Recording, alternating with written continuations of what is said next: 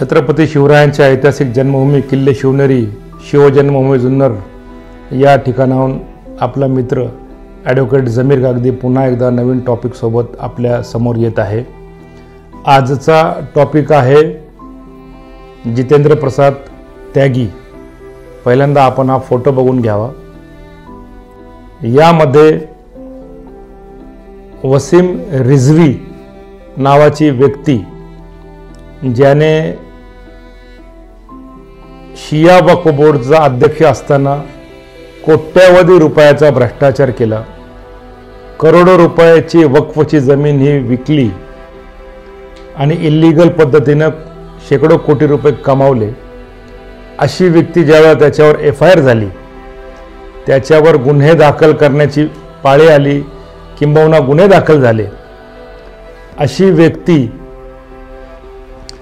संविधानाच्या आर्टिकल 25चा गैरफायदा घेऊन तसेच जातीवाद्यांचा आधार घेऊन ही व्यक्ती मुस्लिम धर्म सोडून हिंदू धर्मात गेली।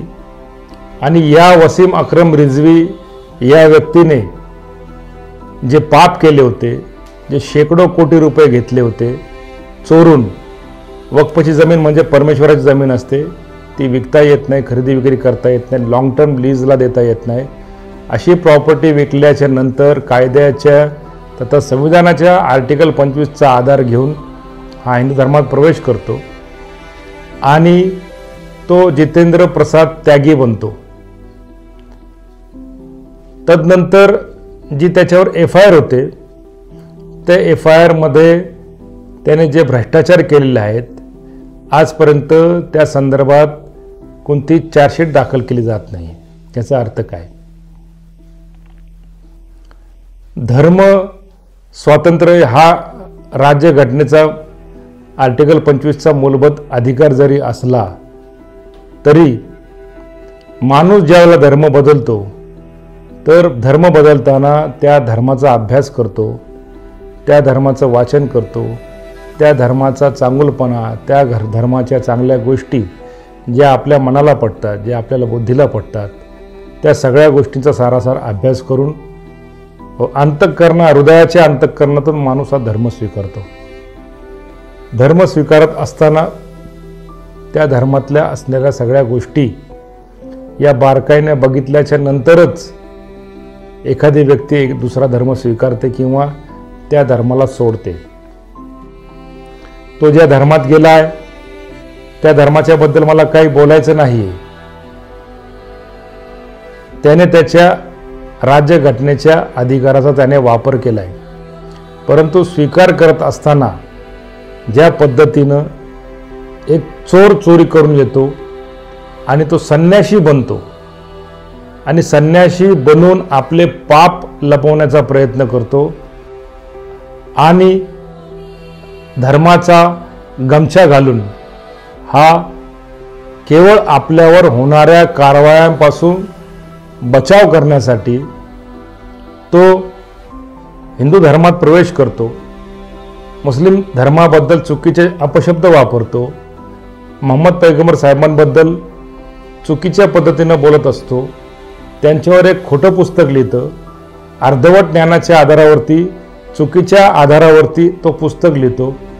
तसेच कुराणमध्ये 26 आयत ह्या काढण्यात याव्या, तो देशाच्या सर्वोच्च न्यायालयात जातो आणि 26 आयत कमी करण्यासंदर्भात याचिका टाकतो।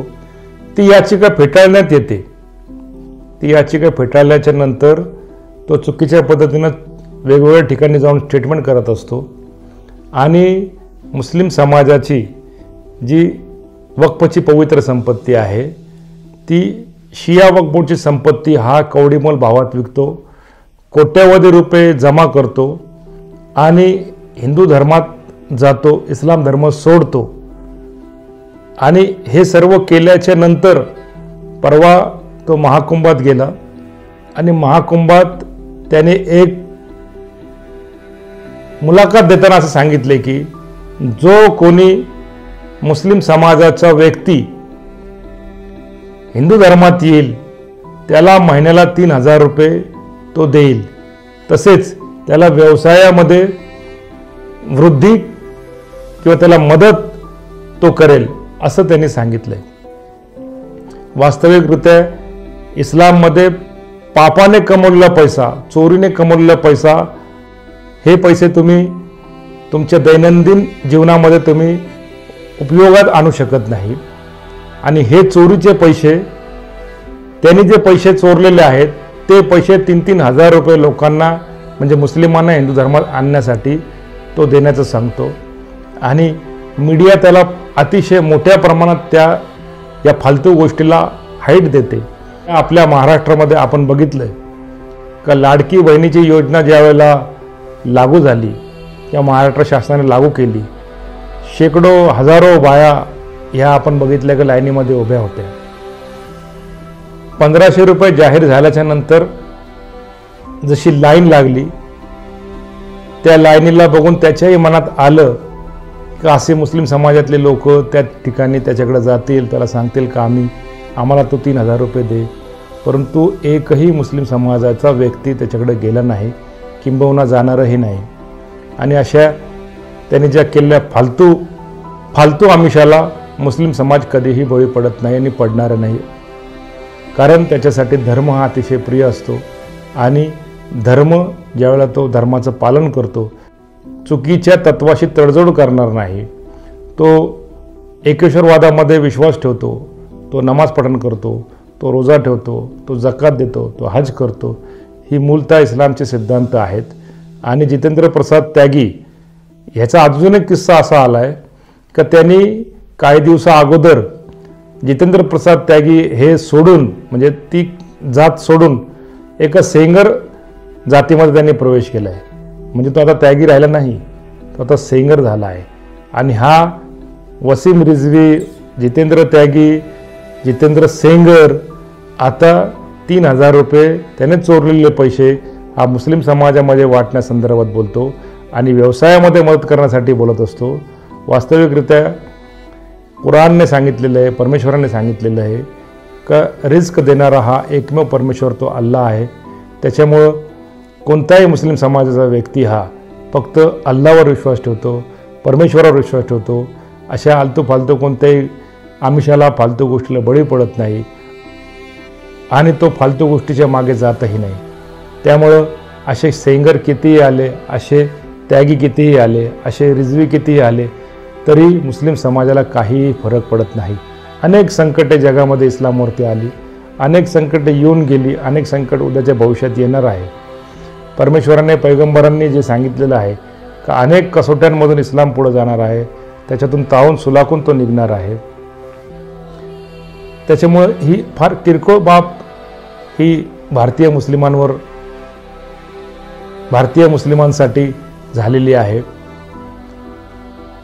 परमेश्वराने सांगितलेलं कुराणमधल्या आयत आहे, वल्लाहु खैरुर राझिकीन, सर्वात चांगलं उत्पन्नाचा स्रोत देणारा हा केवळ एकमेव परमेश्वर आहे आणि त्या परमेश्वरावर सगळ्यांचा विश्वास आहे.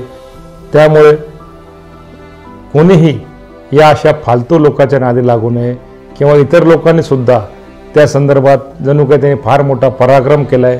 त्याचे व्हॉट्सअपला स्टेटस, फेसबुकला स्टेटस, त्याच्या विविध बातम्या, अशा लोकांवरती सर्वसामान्य भारतीयांनी सुद्धा लक्ष देऊ नये आणि ह्या फालतू व्यक्तीकडे दुर्लक्ष करून सर्वसामान्य भारतीय नागरिक म्हणून भारतामधला जातीय सलोखा कसा चांगला राहील, हिंदू मुस्लिम सिख ईसाई हे कसे बहुबंदकीने राहतील आणि हा टॉपचा देश असावा अशी मी परमेश्वर त्या सर्व शक्तिशाली अल्लाहकडे प्रार्थना करतो.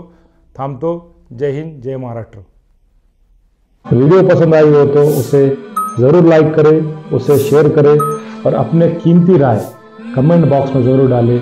और इसी तरह की मज़ीद वीडियो पाने के लिए चैनल को ज़रूर सब्सक्राइब करें और हमसे जुड़े रहने के लिए बेल आइकन की घंटी ज़रूर दबाएं. आपका अपना ज़मीर कागदी. अल्लाह हाफिज़.